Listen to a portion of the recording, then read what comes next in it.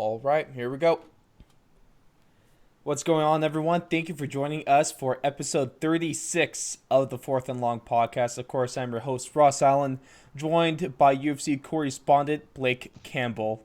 And Blake is having a bit of technical difficulties with his pilot crowd computer, but the show must go on. So, Blake, you're ready to rock and roll on this thing. Yep, I'm ready to go. Sweet. So, folks, we're quick run through for today. We got some nice NFL news and some debates. The NBA the MLB possibly looking to reopen the season. They might have had the plan put in place, just waiting for a couple things to pass. Could some Power 5 schools possibly be leaving the NCAA? And then also some big UFC stuff. We're going to recap last night's fights on the Teixeira Smith card. And we're also going to do a short preview of the Overeem Harris card that's going to be taking place on Saturday. And one that at least me and Jalen will be live streaming. And we'll be having a little bit of fun on that one. We'll let you know about that some more a little later. But, Blake, let's start this off with a little arguing. So my first question to you is this: I've taken these from some of the things that people debating about that I've seen on the NFL world of Twitter. So we're going to have a debate ourselves on these same topics that I saw. First question is going to be, who is better? Is it going to be next season? Is it going to be the AFC North or the NFC West? Just a quick little reminder for those that may have forgot. AFC North has the Ravens, Steelers, Browns, and Bengals, whereas the NFC West has the Niners, Seahawks, Cardinals, and Rams. Blake, I'm going to let you have the floor on this one. What do you think? Who is going to have the better record as a division next year? The better record as a division, or who's better? I think who are the better football teams, or Which division is better than the other one? Because I think that's two very different questions. Whoever's going to have the better record might not necessarily be the better teams. Good point. Just depending on there's difficulty of schedule. Mm-hmm. But I think if you're asking me who's better, AFC North and NFC West, let's do the power rankings of the two. Which one is higher? I'd probably have to give the nod to the NFC West, just because the Niners were in the Super Bowl. Mm-hmm. The Seahawks are perennial playoff contenders. Mm-hmm. The Rams are just a year removed from the Super Bowl. The Cardinals are on the up and ups. They just traded for DeAndre Hopkins. They have a franchise quarterback who they believe in. Well, that is a fact for now. Yeah. Too bad we can't have Jalen on. The Bengals, we still have we have yet to see a snap of Joe Burrow yet. Mm-hmm. Browns, kind of dismal last year. They'll have to rebound. Steelers, they do get Ben Roethlisberger back, but who knows? After that Minka Fitzpatrick trade, they definitely did a lot better. He had a noticeable impact as soon as he joined. Yeah, but let's see if Ben Roethlisberger can get back to how he was playing before. Maybe not Ben, but it's not official yet, and there's not even the rumors about it. But Cam Newton might see the field. That'd be cool. A little speculation. And then Ravens. I mean, enough said about the Ravens. Lamar Jackson, playoff contenders. They're a great team as well. But I just think right now, NFC West, I think I'd give them the nod. They're just a little bit better. The Niners and Seahawks, I think, are better than the Ravens and Steelers, who are probably the top two in the AFC North. And the bottom 3 and 4 teams, the Rams are definitely better than the Browns, and the Cardinals are definitely better than the Bengals. Mm-hmm. So I think it's pretty easy to notice that the NFC West is a little stronger at the time. I think so. You could definitely have a comparison between the teams in here. Ravens, you compare them to the Niners. They had that really exciting game about the first half of last season when the Niners went into Baltimore and lost because Justin Tucker just has ice running through his veins. That was a good game. Great game. Boy, it's cold. So really competitive between those two.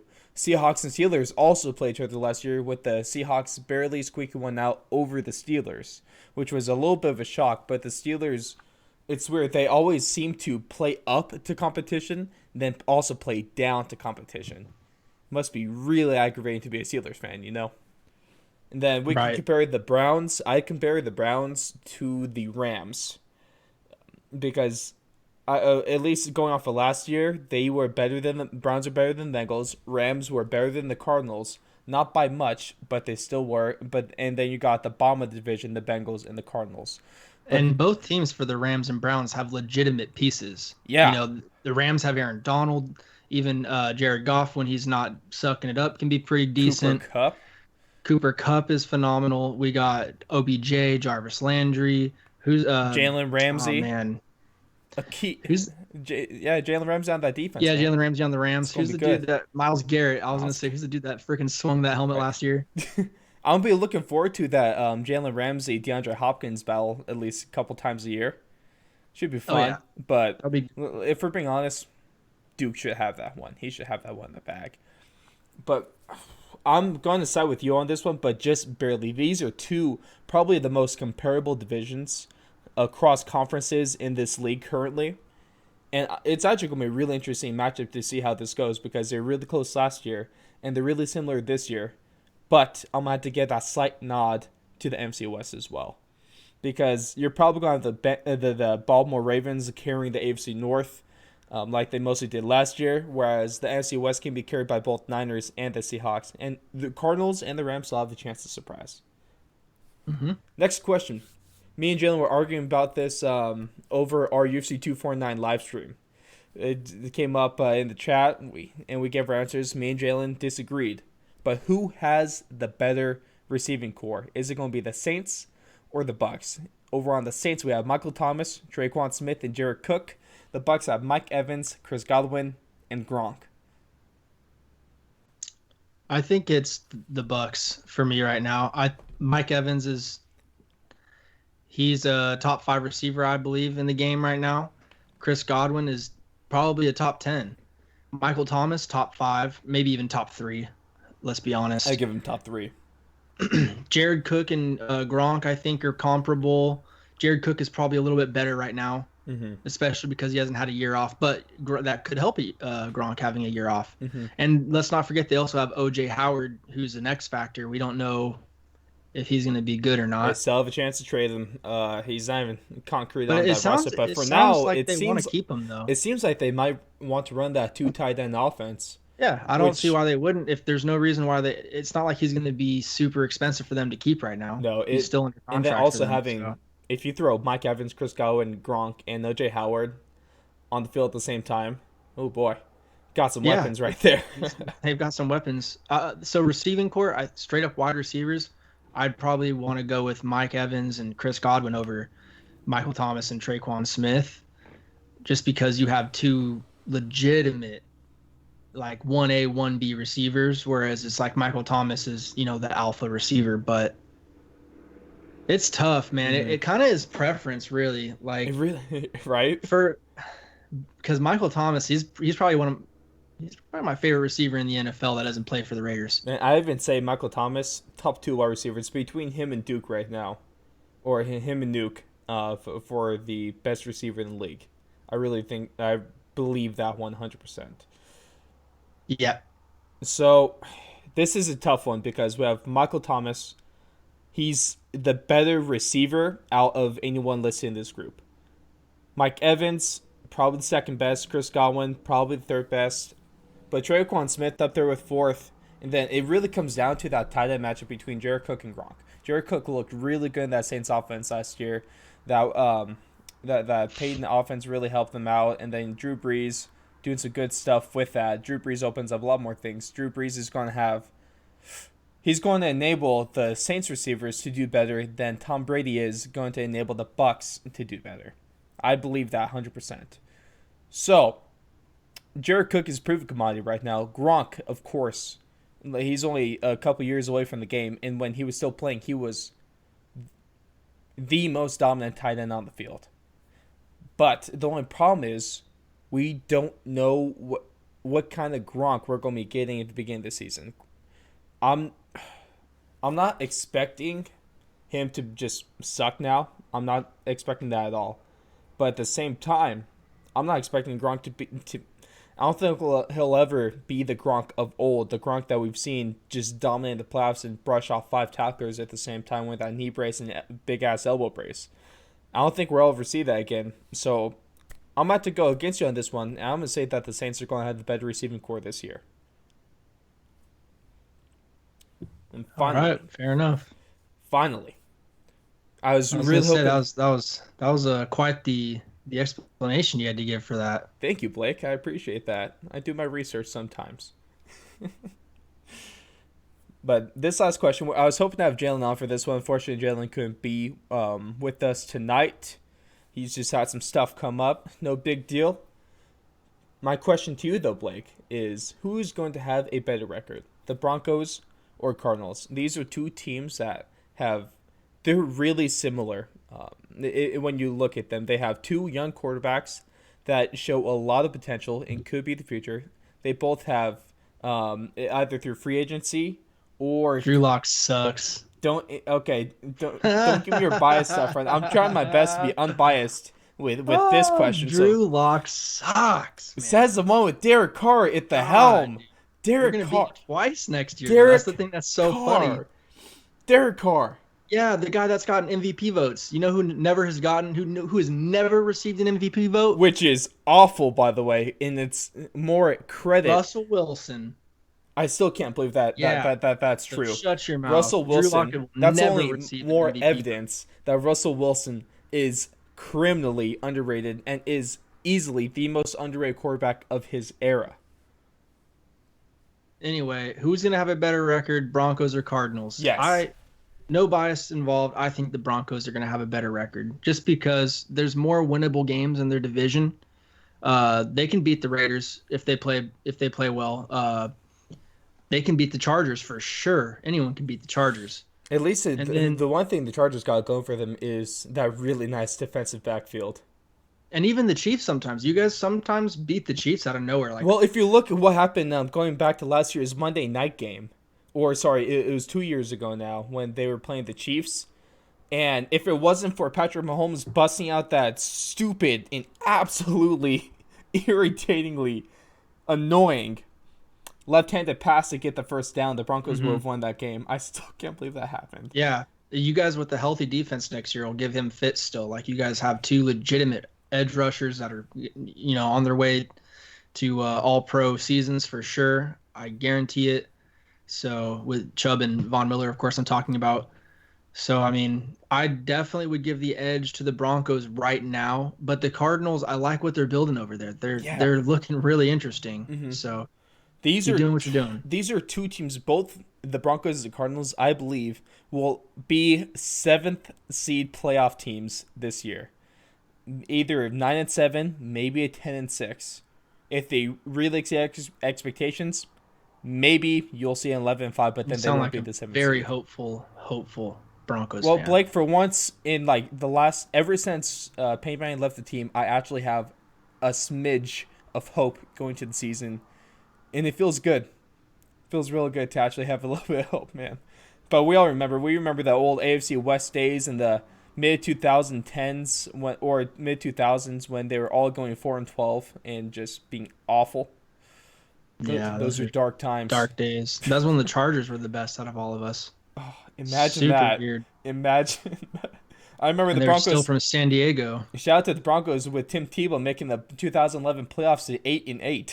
That was like probably the only year where I was actually rooting for the Broncos. Like for whatever reason, I'm not a religious dude or anything like that, Tim Tebow, bro. but I really liked Tim Tebow. That guy, I don't know what it was. Like I There's was something rooting for about Tim him. Tebow, man. It's so hard to not like Tim Tebow.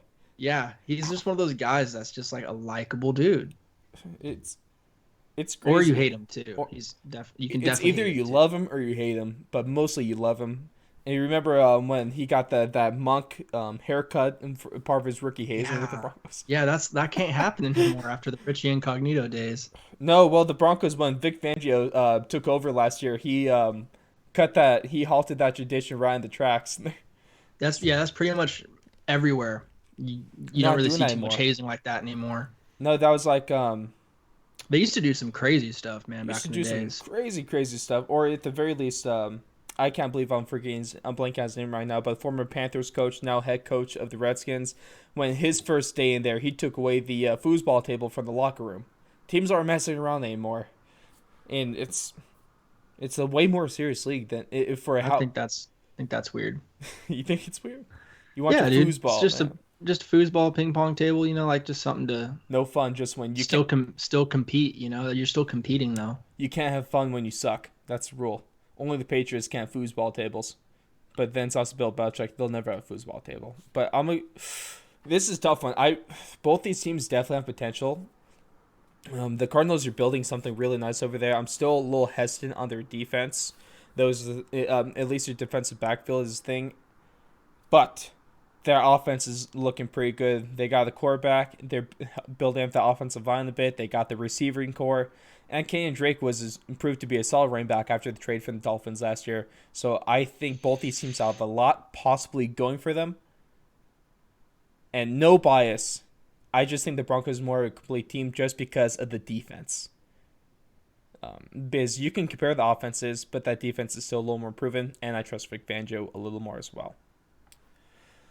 So, news broke from the man himself. Deshaun Watson put out a tweet a number of days back saying that Chicago never even contacted him before the draft. How is this possible? How can you actually do your due diligence as a GM, as an owner, as scouts, and not even contact the winner of the national championship game and one of the best prospects of quarterbacks in that draft? How's that happen, Blake? It's probably just one of those times where they fell in love with their guy and kind of got the blinders on. Did trade up And for better or for worse, sometimes that can be good and sometimes that can be awful, like in this situation. But yeah, that's really weird that they didn't even like talk to him. Right? I mean, it's very hard for me to believe. No, I can understand not wanting to draft him, but yeah, teams, if there's a top prospect, him, that's a chance to scout him when he's at that age, and you'll have that in your record now. But there's also they all have the ability to, so I don't see why you wouldn't at least take some time to talk, to not even reach out to Deshaun Watson, to not even say a word to him. Yeah, it was weird, but it's the Bears though, so it doesn't ultimately surprise me. It just, if that makes sense. Yeah, it just because they're kind of becoming stupid. Ineptitude. Those stupid franchises. Well, going back to the draft when they have, at least on the draft day, they had 10 tight ends on the roster. And then they're going to have a quarterback battle between Nick Foles and Mitch Trubisky. Oh, that's going to be ugly. Yeah. But I'm honest, I really wish that that we had Hard Knocks for the Bears this season. I really would love to see that. I'm cool off that, man. That would just be ugly. It's like watching. At least John Gruden was pretty entertaining. Only Khalil Mack, right? At least John Gruden was pretty entertaining when the Raiders had their hard knock season. Yeah, I mean they were pretty much forced to do that. No way in hell John Gruden would actually want that to happen. Yeah, that was probably not ideal. No, I don't think any team necessarily wants to have Hard Knocks happen, but it is really good. The owner for sure does, but like coaches, players. Nah. Involved with team decisions, like they're probably like, fuck. Anyone that's not directly profiting off of Hard Knocks probably doesn't want it to happen. It's just too much drama, too unnecessary though. Speaking of unnecessary, let's talk about the Jags. Me and Jalen predicted that they were going to sign a veteran quarterback, but that veteran quarterback that I predicted them to sign was Cam Newton. But they go the complete opposite route, and they signed former Raider, former Cardinal, Mike Glennon.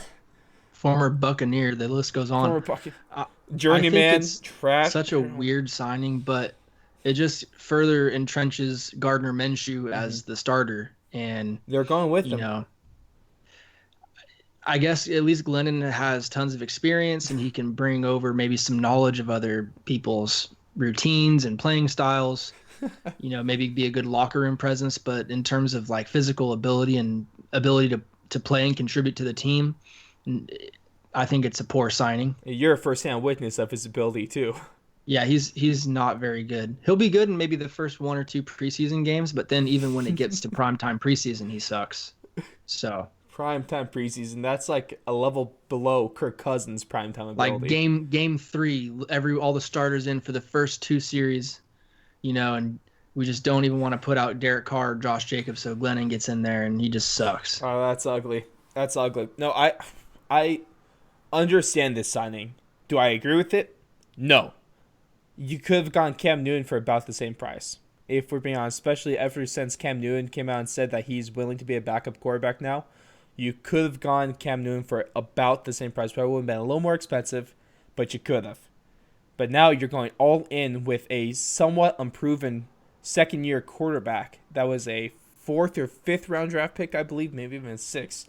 I'm not sold on Gardner Minshew, but the Jags are sold on him enough. I don't buy this move going forward. I don't. It's not going to work out, and I think it's a mistake. But it's also not the first bad thing that the Jags have done this offseason or in the past offseasons. Remember, it's just I don't even know if you can necessarily call it a mistake though, because it's not going to matter. It's not. It's just the only thing underwhelming. is unless Minshew gets injured, then yes, it's a mistake. If Minshew gets injured or he terribly, terribly sucks, it's a mistake. Mhm. But if Minshew's okay, then it's whatever. Yeah. It's just a backup, What's dude. crazy thing with all the people that want to have Jacksonville, all the decline Jacksonville has had, they were in the AFC Championship game 3 seasons ago? Two, right? Two, Two three. seasons, two yeah. So they weren't in it the last 2 seasons ago. Yeah, not last season, but the season before. I want to say. No, not even the Broncos tanked that bad after winning their Super Bowl. Hey, you go from AFC Championship game appearance Is to Blake Bortles even in the league anymore? Where does he play now? Blake Bortles. I'm pretty sure he's still in the league. Um, I don't know. Is he still? Was he on the Rams? Yeah, he's still Yeah, back up I for the think so, Rams. huh? Still back up Yeah. for the Rams. Okay. Just Okay. Good for him. He's chilling in LA, dude. That's pretty nice. dude, good for him. That's a good story Still ending. collecting money. Happy ending right Hey, there. that's why the backup quarterback is the best position in all of the Dude, if you had to be a NFL. backup QB somewhere, you want to be in like, New York, LA, somewhere nice where you can just kick it. Right? Good for him. But speaking of the LA and the Rams, Blake, this brings us into news that broke on Wednesday. The Rams have new uniforms. And man, they're not good. They're not good. They're copycats. I can't even say, can't even talk about them having new uniforms without laughing. It's bad. Wait, copycats of who? You Two talking words about- come to mind, and it's like a electronic appliance store, if you know what I mean. Okay. Well, Best Buy. You got Best Buy. I got one word for you, Blake, and another sort of kind of industry. IKEA.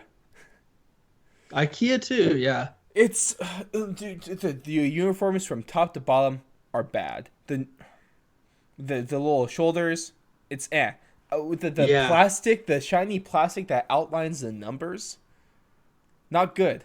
It the numbers itself on the home, it's a gradient yellow. We saw the Falcons jerseys. They're like red and black ones with a gradient Yeah. red. Awful look. We already said It almost looks like a worse version of an XFL jersey. the XFL had better jerseys than this. Yeah. But they were like kind of neonish, a lot of colors were like really bright and like captivating. The But the dragons with that neon Yeah. green. but this is just bad. I'm a really big fan of their original uniforms, like kind of the darkish, navy blue. Oh, the ones that and, the royal blue that they were and the rocking gold. last year. Yeah, Yes. and the gold and stuff. Those like, ones were the awesome. actual gold. Yeah, I I really think enjoy these that's uniforms. the way to go. Like if they like just update them a little bit to I guess match their new look, but pretty much use those same uniforms and made them the new all time home uniforms, that would have been the right decision. I don't know if I'm just a hater of yellow, but I mean, there's other teams that have yellow, like Steelers and Chiefs. I don't hate it all that much. But they don't just have like fluorescent yellow. The Steelers is mostly It's black just with a touch of bright ass yellow. blue and bright ass yellow. It just Man, doesn't look right. And You are- what ram is freaking bright blue and yellow, dude? Who I've knows? never And seen a what- blue ram. If we want to talk about how bad yellow jerseys look, let's go back to the Broncos mustards when their original uniform looked from the 60s. You remember the mustard yellow with the brown and white? Almost as bad as the Bucks. Yellow is not a good look, and they just roll with it. And then their away jerseys, They're not even white. They're the only team in the league that doesn't have a white jersey because it's not white, Blake. It's bone. Mm, And yeah, then, it's honestly, not good. maybe the worst part about that uniform is you've seen on the left chest, there is a tag that says Los Angeles Rams. Why do you need that? Why do you need a tag that says Los Angeles Rams like we don't know who you are?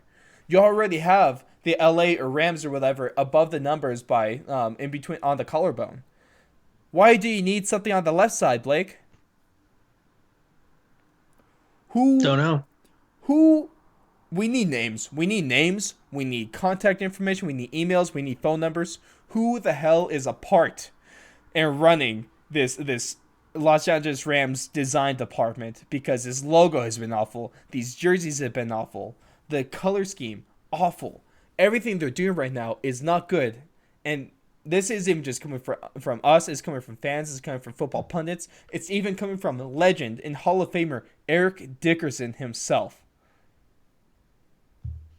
Bad luck. Bad luck all the way around, and there's no other way to put it. It's just not good.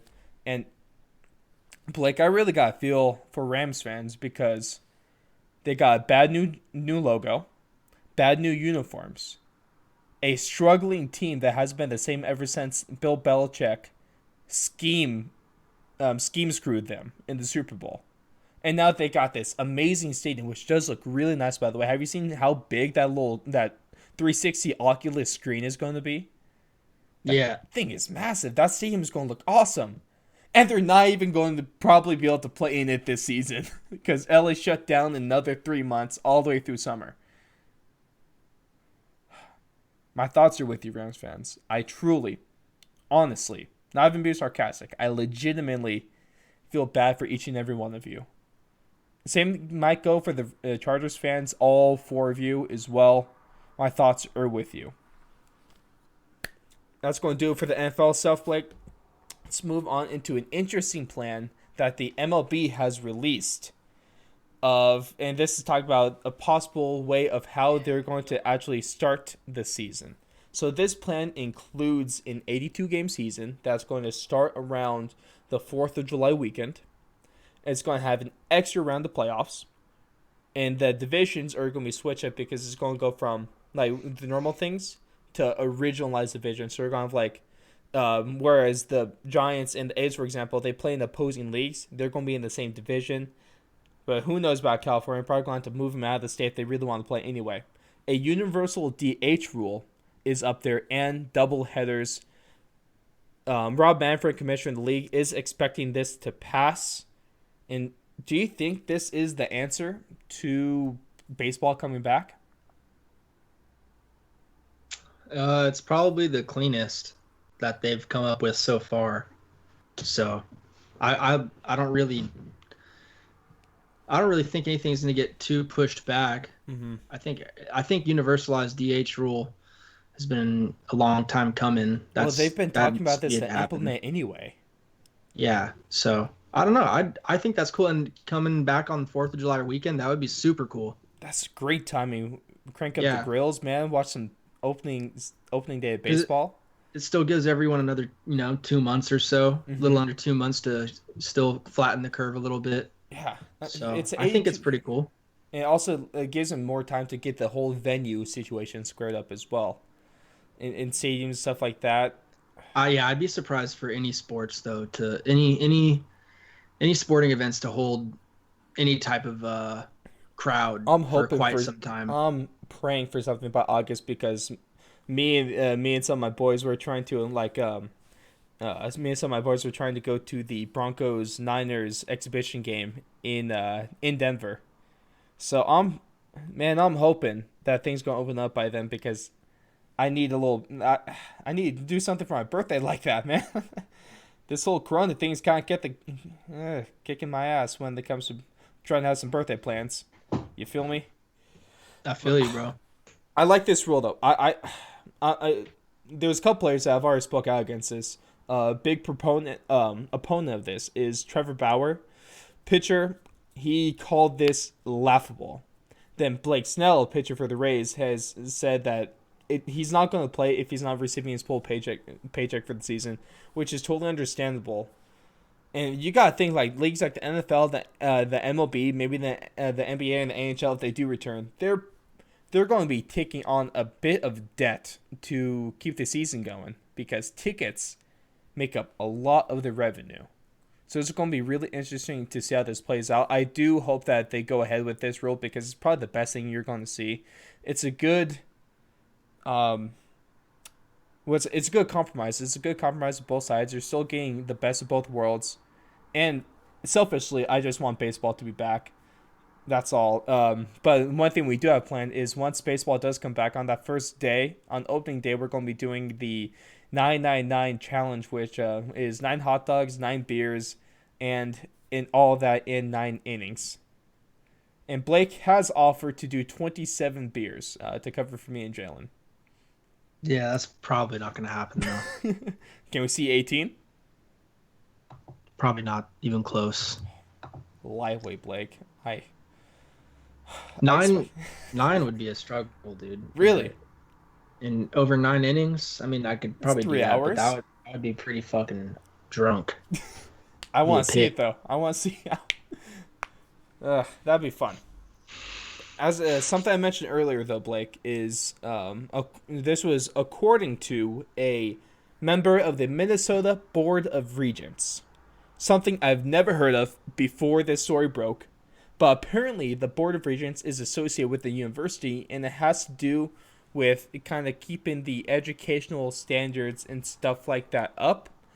So I'm not exactly sure why a member of the Board of Regents is going to be talking about something like this, but this is something that's being reported, and this member has said that power conferences are possibly, they're at least considering, leaving the NCAA due to multiple reasons, financial reasons, athletes being able to be paid by the NCAA, making money off their own likeness. And this is kind of a really interesting and developing story because, man, it's weird to think of college without the NCAA. They're kind of college sports and NCAA are so intertwined at this point, too.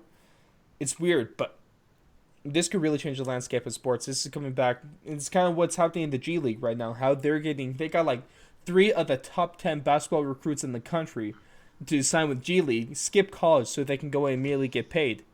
Maybe this is something that they're going to do for football because something we don't have is you have that thing in basketball where you can have a high school player go immediately to the league, or at least a version of it. But it's not like that for football. There's no high schooler that goes straight to the NFL. There's no league in between high school and professional. We have the high school, G League, and NBA, but there's no high school, nothing, and then NFL. It's college. What do you think about this? Though, do you really think that these conferences could leave the NCAA? I think there would be a lot involved with that coming to take place, but it makes a lot of sense in their if you look at it from their perspective, from the people that are now the Power Five conferences that are now within the NCAA, if they could somehow still make money and not have to be a part of the NCAA and not have their students have to worry about schooling and all that other stuff, like it would just give them a lot more time to, work with the kids and develop them and implement, whatever philosophy that they're trying to instill into their kids. A lot less overregulation by the NCAA as well, huh? Right. And it'd probably be a lot more profitable for them. I think, at least with the bigger schools, this is how I see it happening. If this were to play out, this is probably how it would go. So, yeah, the schools disband for the NCAA, and instead of working with the NCAA, they'll operate themselves as a business. They'll run their teams like professional teams. It'll be like I guess a more less just a lesser version of the NFL pretty much, because you're going to be running teams all over the country. They're going to all be a part of college football, but you're going to be playing your players you're going to be paying them contracts, and they'll be able to get deals and such, and you're going to have these regional divisions and it seems almost like maybe you'll have your deans of sports or what have you, your athletic directors serve as like team presidents, something like that. Makes sense. It this whole thing I could to like go with the headline though, I could really see this happening if a school can realize if a school thinks that it's going to make more money doing this than being with the NCAA. That's going to be the ultimate deciding factor because we all know the NCAA makes choices like this, college make choices like this, and the number one reason why they do anything, it's all about that dollar bills, y'all. That's a fact. That's a fact. Always. But rolling on in to Blake's strong suit now, UFC correspondent. Let's talk UFC, okay? Hell yeah. My question to you is UFC 249, we can all agree, and critics all over the sports world have agreed, that it was amazing. It was absolutely amazing. You can go listen to us go more in depth on this in our UFC 249 recap show, which is up on Spotify and YouTube. And there's also just the YouTube video where just us talking about the main event between Gaethje and Ferguson, which was art in the octagon. But the UFC did all the right things. This show actually went off without. I guess there's a small hitch with one of their fighters, Jacare Souza, testing positive for COVID, but he was just taken off the card, and no one else caught it. Everyone else was healthy, and nothing happened out of this. We even had, which we'll get into a second UFC fight night, Texera Smith happened last night in the same arena, and there's been no cases of COVID from there. So UFC is proving to the sports world that you can return under the right circumstances. But how does the success of UFC 249 and UFC Fight Night Jacksonville impact the return of the rest of professional sports in America? I think it definitely helps. It definitely helps everyone else, but we got to remember UFC is a lot different than all the other leagues. I think in total there probably is only about 26 fighters maybe total for any given fight card. So if you're thinking about other sporting leagues, the only leagues that can people in the arena at the time of the fights. You said what? I think Rogan was saying that they had something around 50 people in the arena at the time of the fights. Yeah, I'm just talking about just the people that are actual athletes, though. Okay. So you got to think about like NFL, NBA. They're gonna have a lot more players to deal with. NBA might actually have around the same numbers. NBA and MLB might have around the same numbers as the UFC card would. It's closer, but it's still going to be a little bit more. I mean, even just think about the roster. Like you have at least a 15-man roster, plus whoever's traveling with you for NBA. So who knows? It's definitely going to be more, but it's closer, right? Mm-hmm. So I think it definitely helps. There's proven working examples out there now. 2 fight cards in a row, UFC 249, and then the fight night that just happened yesterday. So who knows? I hope that it. I know there's a golf tournament I think this weekend coming up. There's also going to be the Peyton Manning, Tiger Woods, Tom Brady, and the other Phil Mickelson. If people can fight and exchange blood, a lot of blood exchanged last night, and everyone's fine afterwards. I think why can't we play basketball? Why can't we? The only thing that's going to be tricky with them is they play back to back. They play all the time. Whereas when you fight what, once, twice, 3 times a year, maybe depending on the contract that you sign or the opportunities that arise. So that's the only thing where it's really different for the other leagues is they have to play a lot more frequently, and that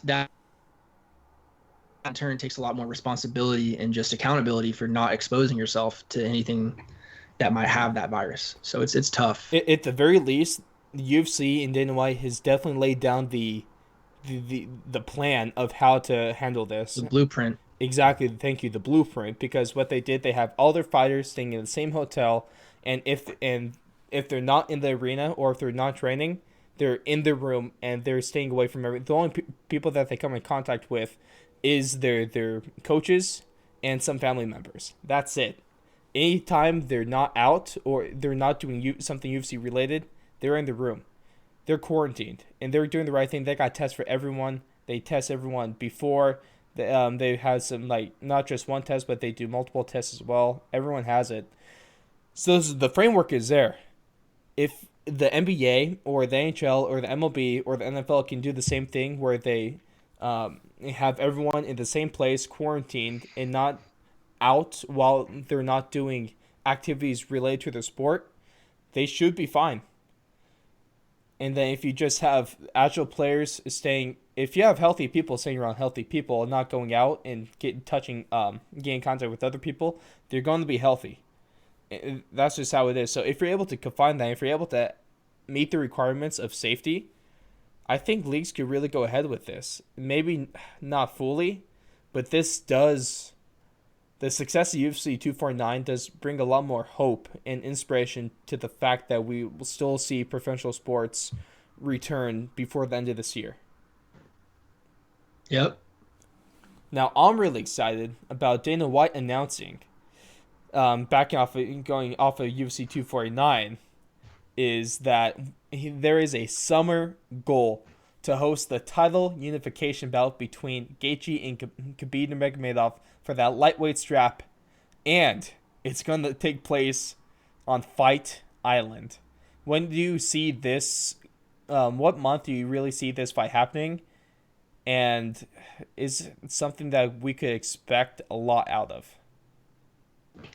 I mean, Habib came out and said that he would be down for July, but with the news that came out today with his father being in a coma, and I think something might change with this fight.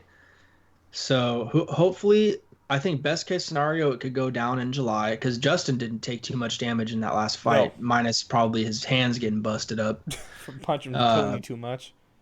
so I think best case scenario, this fight happens in July. I think August might be a little more realistic, Hmm.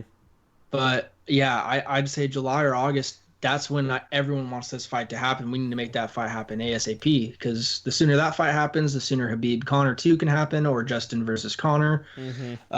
There's tons of fights out there that need to happen after that fight. Even Tony versus Habib could be a fight that we come back to down the line. So Hmm. Hey, shout out I'd to rather see that Jalen. fight sooner than later. I think so too. Not to interrupt you, but shout out to Jalen for actually being able to join us on the show. There in the comments, Jalen. I see you talk. It's good to have you. I think this July is definitely best case scenario. Likely, my prediction for this is going to happen in August. This is going to be UFC 252 at that point, and that's way more realistic. This July thing, I mean, thoughts and prayers with Khabib and his family. Hopefully, his dad overcomes this coma, because it might sound selfish, but I don't want like anything impacting Khabib. I want everything to go smoothly as possible because the world needs this fight to happen. And the longer we wait for this fight to happen, the more nervous I get that the UFC is going to do something screwy, and the next fight we see for Justin Gaethje won't be with Khabib. I'm getting really worried that that might be a reality. Well, do you think there's a possibility of that happening? I think it all just depends on Habib. It's no, I don't really think it's up to Dana or the UFC. I think it's up to Habib. If he wants to fight, then Justin's going to fight him. How That's long? that's really as simple as it is. If Khabib isn't able, me and Jalen were talking about this. If Khabib isn't able to fight until if he comes, we get to September and we still don't have a contract signed. Now, do we get into the possibility of stripping Khabib? Hmm, possibly. I don't know, but I don't see him sitting out that long. I really don't. I think this conversation is almost pointless because it's just still so early. Mm-hmm. Like he's gonna come back. He's never really ran away from a fight necessarily. He's only just missed weight kinda. So Tony Ferguson would disagree with you on that one. of course he would. He's crazy though. So I I- I don't and I you're don't not. care. No, that's very true. I this needs to happen. This needs to happen soon. But for the time being, we just have to hope the best for Khabib and his dad and the rest of his family. Colvin Covington, one of the more controversial fighters, to say the least, has come out and predicted a rematch with Kamaru Usman for the welterweight title. He is still upset by the officiating of this one. And what do you think is with the rumors of we're supposed to be getting Usman and Masvidal for the title, but now the rumors and more likely we're going to see Masvidal versus Conor next. So who else would be able to step up? Assuming that this Masvidal and Conor McGregor rumors are true, is the best option for the title fight going to be the rematch between the two? First of all, I don't think the McGregor Masvidal rumors are true at all. I think they're just putting that out for feelers. Mm. I do think that Covington is an interesting opponent. Like that's an interesting matchup for Usman, obviously, but he's already been finished. So I think Covington, if he really is interested in getting back at that strap, he needs to go ahead and fight a Woodley. He needs to and fight a Leon Edwards. He needs to fight, one of the number one, well, not number one, obviously, but one of the top guys in the top 5 to deserve that rematch because he got finished. He needs to win his way back into that conversation. The next fight, I think, is Masvidal versus Usman. Let's get that one down. There's some heat between those boys already, so Going back to let's the Super settle Bowl that at this one. point, man. Yeah. So and that one makes more sense. They're both in the same weight class. I mean, no disrespect to Conor, but Conor is a little bit smaller, and I don't really love him at welterweight. And I'd like to see him kind of get more fights at lightweight. All right, here's my question for you then, Blake. Which is the bigger fight? Which one's going to sell more? Which is going to be the bigger draw? Is it going to be Masvidal and Usman for the title, or is it going to be Masvidal versus Conor McGregor? Which is the bigger fight? Well, that's easy. It's Conor versus anybody. That doesn't even make. That's not even a fair question. So with that being said, then wouldn't that be better for the UFC to do Masvidal versus Conor instead of Masvidal for the welterweight But strap? I don't think that's the question, though. I think the Okay. question is who is the best fight for Conor in that sense for them. Okay. They're trying to maximize his value, whereas Jorge Masvidal and Usman, like you can put that fight together. That's going to be interesting. That's great for the So welterweight would division. Masvidal be a bad matchup for Conor? I mean, I don't like it as much as the other matchups that are out there right now. Like I'd prefer maybe a rematch with Poirier right now, Mm-hmm. or God, Especially if with only all that Tony. talking going on Twitter. Right, and Ferguson and if Conor. only Tony didn't get so beat up, like if the fight between him and Justin, if one of them lost and didn't get so bludgeoned, If it that wasn't would for have the been cool broken to see face. the loss. It would have been cool to see the loser to fight Connor, and that would 100%. have been a clear indication of who would have fought next. So That'd be a clear number one contender fight as kind well. of unfortunate, but Yeah. yeah, I would like to see Connor make some more noise in the lightweight division. Like when he came up through featherweight, he was knocking people down like left and right. He was just Mm-hmm. going through the list, like He just tore through that division. crossing people off. And in lightweight, who has he fought, man? Habib, and he fought Nate at welterweight, and then he fought Cowboy at welterweight. So I mean, Eddie Alvarez is really the only other true lightweight he's fought at lightweight. So I'd love to see him do some more work at lightweight. Mm-hmm. I agree with you on that one, Blake. It is. You can't argue against that. It's definitely going to be interesting seeing what develops out of the story, though. There's a lot of matchups and a lot of different directions that the UFC can go, especially with Conor being open for two weight classes now. That only opens up the realms of possibility and the possible matchups that we can see taking place in the near future. Conor has also said that he does want that, what has he said, July fight? Yep. So hopefully we see Conor back soon. See Conor on Fight Island. That's something that everyone would love to see. I still just can't wait till the first fight on Fight Island. It's gonna be amazing. It really is. Yeah, So, that'll be cool. some Mortal Kombat stuff, but it's entertaining as hell. You cannot deny that. And something else that was absolutely entertaining. And I thought it was going to be a solid card going into last night, but at least the prelims were good. But the main card of UFC Fight Night Jacksonville was awesome, and I had a lot of fun watching that last night, Blake. And I know you did too. We were blowing up that group chat a bit, especially during the main event. Yeah, no, I mean there really wasn't a non-entertaining fight that whole main card. I liked every single fight. The fights that really stood out to me was Dober's performance when he finished Hernandez. That was excellent. He you can tell he trains with Justin Right, Gaethje. that's why I tweeted out after that fight.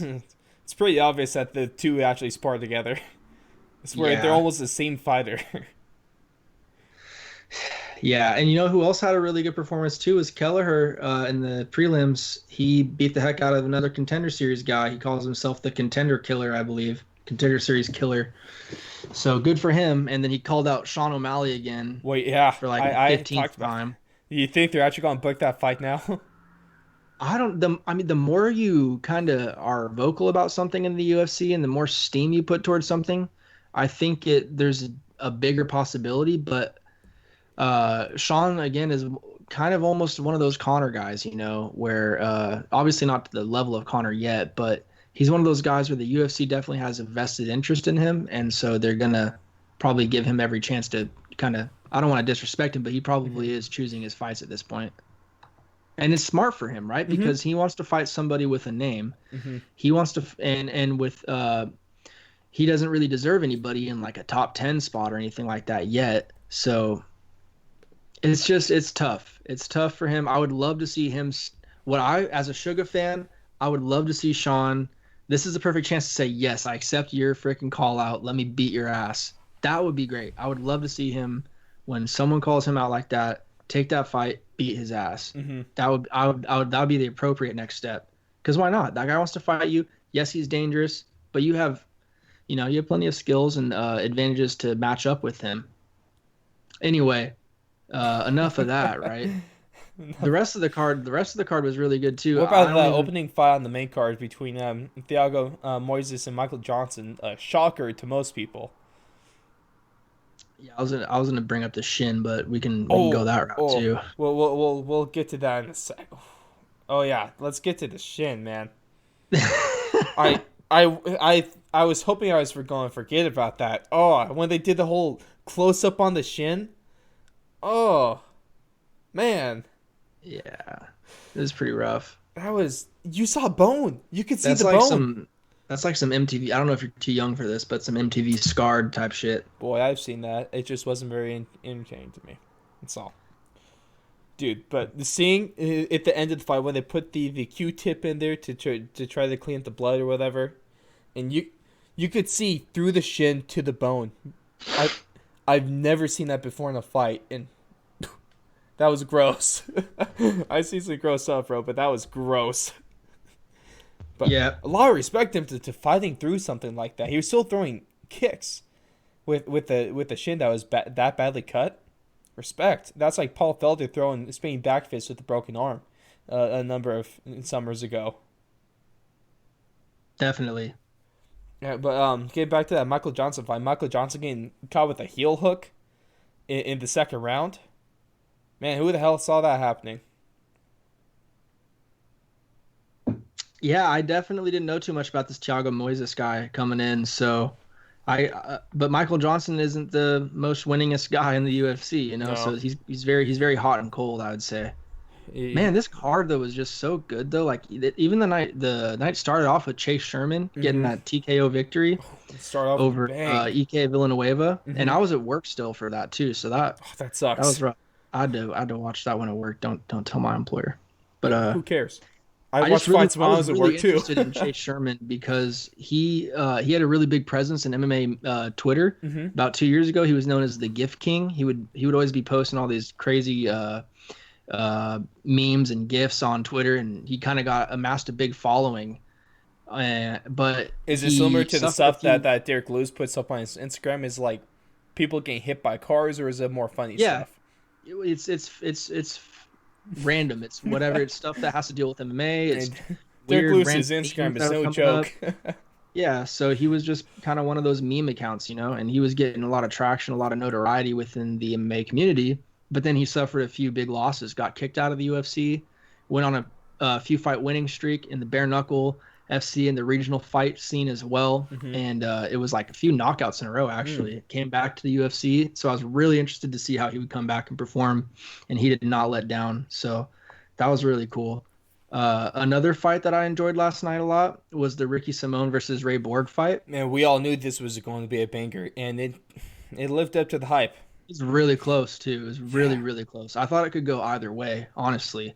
Either man could have won that fight, but I Hmm. think the takedowns by Ricky Simone probably, and just the whole strength factor. Like you could tell Ray Borg was a featherweight, or not a Hmm. featherweight, but a flyweight in there. Yeah, Like he came from the flyweight division. their Because striking was Simone just looked a little, yeah. looked heavy. Their Simone striking just was looked really a good, little but man, heavier. the little grappling or wrestling things they got into on the ground, man, do they move quick. I don't know how they Yeah, move that fast, it's bro. crazy. It was like guard pass after pass after pass, just constantly really good chain wrestling and grappling. It Hmm. was it's so much fun to watch that kind of stuff. Like striking is awesome, but seeing really good chain wrestling like that is also really entertaining. Yeah. Shout out to Ben Rothwell as well for getting the dub against OSP. How I did you think think OS, OSP looked in his debut at heavyweight? He's definitely a little more natural. He's a natural around 240 anyway. yeah, I thought he looked really well. The first round he looked Hmm. good-ish, but not the best. It looked like he was really feeling him out in the first round. The second round, he actually kind of started to worry me a little bit, OSP, because he just looked like he was exhausted. He Hmm. just looked like the weight of Rothwell had kind of started to catch up to him. Rothwell was doing a But really good then, job in that first round just by just leaning on him against the cage, yeah, really and making him and feel all that landed weight. some ridiculous knees in the second round too from the tie Do clinch. some knees and some head kicks by Rothwell. But then OSP in the third round really turned it around and showed a lot of heart and a lot of guts, I thought, Hmm. and almost stole the fight. Really, he He dropped did. him That right was towards the end of the close. fight. It was And I know he close. was saying that was more of a slip and whatnot, but still, like that probably is going to count on the scorecard. Hmm. So, depending on the ref, of course, or not the ref, but the judges. But Hmm. yeah, so I thought in total it was a decent, not great performance. Like good, I would say maybe almost good, decent, Does he almost good, but not great does he have a future for in the OSP. heavyweight, or should he just stick with that light heavyweight? I think if he works on his cardio and his strength, he could possibly stick around in heavyweight. But that I think last night went to show you he is definitely going to have a size disadvantage Hmm. for most of that division to deal with. I agree. Let's go back down the card real quick. And two teammates from was it America Top Team, I believe. Andre, former heavyweight champion damn, I can't even talk right now. Andre Alarski, going against a his teammate making his UFC debut last night, Felipe Lins. Which this was a really close one. It came down to that split decision. I thought it was a banger fight, and Lins looked really good in his UFC debut. Yeah, I actually didn't catch this fight, so I can't really speak on Well, this I'll one. speak on this one. I'll carry the weight for a fight. I'll do part of my job then. It was a really good back and forth. Lins was landing some good stuff. Andre was just responding a lot, and he just controlled it a little more. Is what it ended up coming down to. I believe it was like 29-28 split decision across the board mostly. No, there's two 29-28s and a 30-27. If I it, that yeah that's what it was, and so I disagree with the 30-27 because Lynn's definitely at least won one of the rounds, but you could easily make the argument that Lynn's won that fight in the split decision. But Lynn's has a future in the UFC heavyweight division. Orlovsky's he's still a rock solid fighter, and you gotta respect the former heavyweight champion. The pitbull still can throw, and Lynn's looked good in his opening performance. So I'm curious and a little excited to see what he's going to bring moving forward in his UFC career. Yeah, And that's going to bring us to a wild fight. It went from one fighter just starting off and looking unbeatable to the other fighter halting him in his tracks and just turning it into a really ugly fight. Man, Anthony Smith came out of the gates roaring. But then there in the last bit of the second round, you could see him slow down, and you could then the third round, and especially the fourth round, Glover looked amazing. And I don't know how he's 40. He looks like he's in his prime still. Take me through your thoughts during this fight. I thought Smith came out looking really sharp. Uh, but he just came out like even when he came out for his walkout, he looked so fired up and Something amped up different and about him. just Yeah. just like I don't know like his energy was just riling him up. And I don't think that's ever necessarily too good of a situation going into a fight. You want to kind of be even keel, in my opinion, going into a fight, not burn out. Definitely what Glover Um, was. and DC was making a lot of good points. I mean, his corner was nonstop telling him what to do. And these Hmm. fighters, you gotta imagine like they're kind of like programmed, like they're ready to go. Like you tell them what to do, and they're like they have it already programmed in their mind, like bah, bah, bah, bah. Hmm. Like they say that combination and they don't even think about it. They just it just flies. And so with that, with his corner just constantly yelling and telling him all these moves to throw, he's not gonna think about it. He's just gonna do it, and it was working really well too. Hmm. Let's not forget, first round, Anthony Smith was piecing Teixeira I up. thought he was going to I get the mean, he was finish in the bloodied. second. Yeah, I was like, And then when damn, he dude, landed that Smith's gonna right kill this onto guy. Glover's lead eye. Yeah, and already shut But it pretty much all the but way. what was crazy is that after he started to close out that eye, that was pretty much when That was the Glover turning cooked. point. That was when Glover kicked into Yeah, that second gear, and that first uppercut that Glover landed changed the fight, without a doubt. That yeah. was the turning point because, man, that thing was huge. Something had to happen on that punch right there. I think that might have been where he broke his orbital or something because he was always messing with his eye after that. Hmm. And then after that, I mean, it was pretty much just an onslaught. Credit to Anthony Smith for being able to hang in there, but That's I Lionheart. I would have loved to have seen the refs stop it after the third round at the latest, Hmm. and I would have loved to have seen the corner uh, throw in the towel See, before that round brings five into even my started. question. That's my question for you, Blake. Who is more to blame in this fight? Is it Herzog for not stopping the fight sooner, or is it Anthony Smith's corner for not stopping the fight sooner? Who I should definitely, bear the brunt of responsibility on this one? I think that's a very easy question. Anthony Okay. Smith's team should be ashamed. Hmm. Herzog is doing his job. I mean, every time that he's looking for an answer from Anthony Smith, looking for a response, Smith has given it to him. And if you even look back at Smith's comments today, he said, "I'm going to either go out with my shield or go out on it." And every chance that he gave me to respond, I took it and showed him that I can stay in this fight. Mm-hmm. And at that point, that's when your corner has to realize, like, hey, I'm here for my fighter's best interest as well, even against his own, you know, uh, opinions sometimes, because they're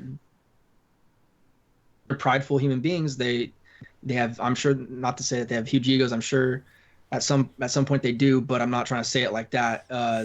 I'm just saying they need to look out for their fighters, even when their fighters are probably just short-sighted, trying to not look like a bitch, for Mm-hmm. lack of better words. Mm-hmm. And I think his corner needed to realize, hey, I'm saving him from himself right now. Mm-hmm. I know how tough Smith is. Everyone Lionheart, knows how tough he is. He didn't need to show us that. like Lionheart isn't just a nickname when it comes to him. It's literally how he lives and fights. Yeah, but I mean, there's just no reason for that because that fight was over. There was no Yeah. way he was going to get back in Mm-hmm. that. His teeth were falling out, all that deal. I mean, I I'm would have loved to have seen that fight stop sooner. I'm right there with you. You can make the argument that Herzog is to blame a little bit to bear the responsibility for a little bit, but the hard thing if we're going to the letter of the law, Anthony Smith was defending himself intelligently most of the time. He was still moving and trying to get out of it, but Yeah, you he could was responding completely he every time. he was responding to the ref, and that's what the refs are looking for. And so at Yep. that point, it's up to the corner to realize the ref isn't going to stop this, but Anthony Smith isn't going to stop. Your his safety is in your hands, and yeah, I agree they should have thrown the towel. What is the craziest part? Did you see this little exchange in the fourth round against the cage when Glover is on him? Glover says, "Sorry, Anthony, it's just a part of the job," and Smith replies, "Yeah, it is what it is." That yeah, that's crazy, right? just from Yeah. more from Anthony, how he's just super calm. He's out of it at this point, but he just goes, "Yeah, it is what it is." How can you not respect a guy like Anthony Smith? To be honestly, Don't know. he's amazing. It was remarkable Hopefully Anthony Smith gets right and he comes back stronger his next fight. But Glover, he might be end up like Yoel Romero, being a 40-year-old that can get a title shot if he wins a couple. You think Glover wins 2 more fights, he can get a title fight? Who knows? It's tough to say in the light heavyweight division because there's quite a lot of people waiting at the top right now. Yeah, there is. He'd have to face one of the dudes at the top like a Dom Reyes or Jan Blachowicz, however you say that name. Thiago Santos, that whenever he comes back. So it's tough to say right now. That division is kind of a mess, Mm-hmm. and it depends on what John Jones is going to do his uh with his title reign as well. Is he going to go up to heavyweight? Well, we saw on Twitter he was talking a lot of smack and putting a lot of speculation to the a fight between him and Francis up at Yeah. heavyweight. Yep. So who knows? I'd be That's lying if I tough. said I Tough to didn't say want to right see now. that. Everyone wants to. Right? Why It was not? a really good card as a whole. I was really impressed. Saturday is going to be a lot of fun. We will be live streaming this too. And if you're a longtime viewer, you remember Ray Rodriguez. He was on a number of shows back. But me and Jalen are going to be having him on, and we're going to do. He wants to get drunk on the live stream, so we're going to make a drinking game for him. You guys can join home, but we're gonna get Ray a little tipsy during this fight, so you should tune in for that because it's gonna be a lot of fun. But Blake, this card as well, it's looking really good for a fight night. At least with the main card, you got Song Yadong and Marlon Vera duking it out to start things off. We're gonna have a really good matchup that I'm looking forward to in featherweight between Dan Ige and Edson Barboza. Then you're gonna have Claudia Gadelha, Angela Hill, and then the main event of How the are you night. skipping over Eric Anders, bro? Come My on. I You gotta know your shit. did not mean to skip over that one, Blake. Eric You have Anders. Christoph Jotko in there versus Eric Anders at middleweight. That's gonna be a freaking phenomenal fight. Let me know about And this you know fight. what? Credit to Angela Hill. She's got a co-main event fight now against Claudia Gadelha because Angela Hill has been on a tear as of late. She's been beating girls up. Then that main event, man, you got Alistair Overeem, who's still he's still in maybe the last prime of his career, but he can still duke it out. Then Walt Harris, we all know about the tragedy that went down a number of months ago. He's a man Hmm. on a mission, and he can bring it. And then, especially with his added motivation, it'd be a scary Yeah, fight. that's not a fight I'd want to take right now against a dude coming off a traumatic event like that. Hmm. But we'll see. We'll see. That's a tough fight, Alistair Overeem.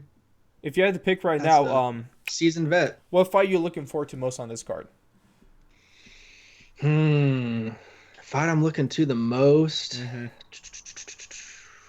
Darren Elkins is on this card too, just so you know, featherweight bout. He's known as the Damage.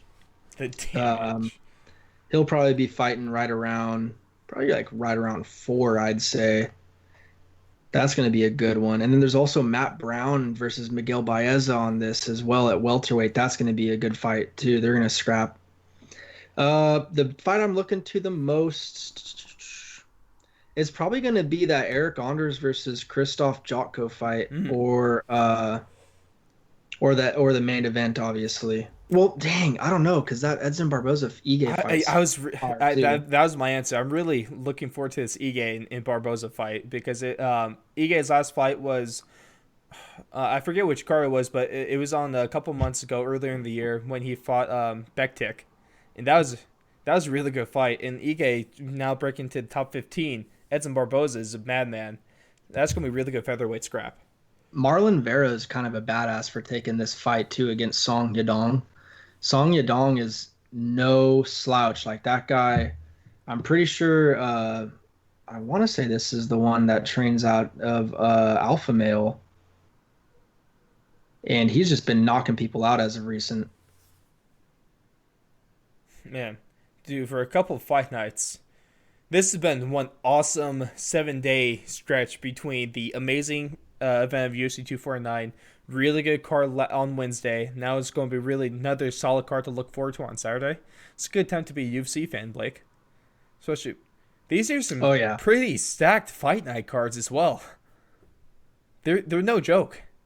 Normal. There's some fight nights where you can go, yeah, this one would be, thank you, Jalen. Team Alpha Male here, correct?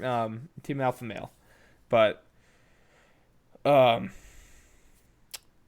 I was saying that there's some fight nights that you could see through the year and be like, yeah, if I miss it, it's no big deal. But these last two fight nights are not that. It's not the case for them. Yeah, and this card this weekend's going to be on ESPN, just regular old ESPN on TV cable. So it's going to be another opportunity for the casual fan to get involved, and it's a big stage for the fighters. Hmm. So hopefully they put on some really good fights again and keep everyone really entertained. I really hope so because you and me both know, and Jalen as well. We want this sport to be to be popular. We want this to pretty much be a mainstream sport.